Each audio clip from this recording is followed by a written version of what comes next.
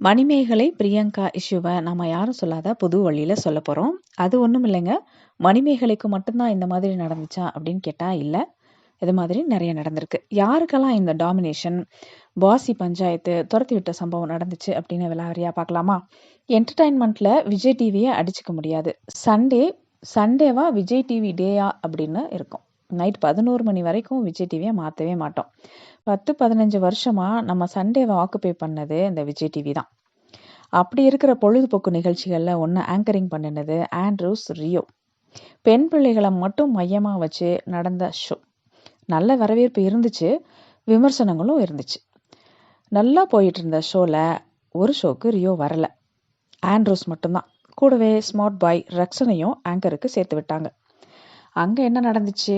வாடா போடா மச்சான், ரியோ இடத்துல ரக்ஷனை வச்சு பார்க்க முடியாத ஆண்ட்ரோஸ் ரக்ஷனை அசிங்கப்படுத்துற மாதிரி பேசிக்கிட்டே இருக்க ரக்ஷனுக்கு புரியல. என்ன மச்சான், என்னாச்சு?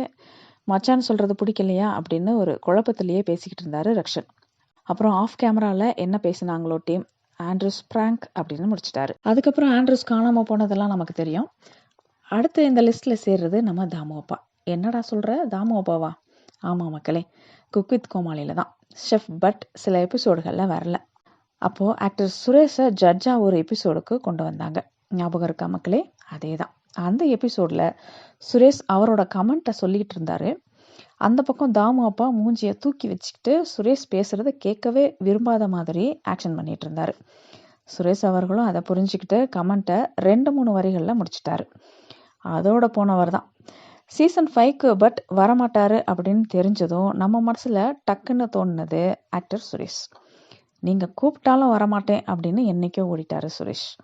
ஆனாலும் கோமாளிகள் அந்த எபிசோட்ல ஆக்டர் சுரேஷை கம்ஃபர்டபுளா வச்சுக்கிறதுக்காக முயற்சி செஞ்சாங்க. அதையும் நம்ம பார்த்தோம். குக் வித் கோமாளியில இருக்கிற ஃபன் மோட் ஆக்டர் சுரேஷ் அவர்களுக்கு செட் ஆகல. இருந்தாலும் சீசன் 5க்கு பேசியிருப்பாங்க.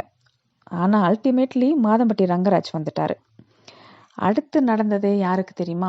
நம்ம டிடிக்கு. அப்படி ஒன்றும் தெரியலையே, யாரும் இது வரைக்கும் ஒன்றும் சொல்லலையே அப்படிங்கிறீங்களா? அதை அவங்களே சொல்லியிருக்காங்க. விட்டுட்டு போன எல்லாருக்கும் இந்த ஸ்டேஜ்ல நான் தேங்க்ஸ் சொல்லணும்னு நினைச்சேன். ஏன்னா நீங்க டிடியும் டிவியை விட்டுட்டு போயிட்டாங்க.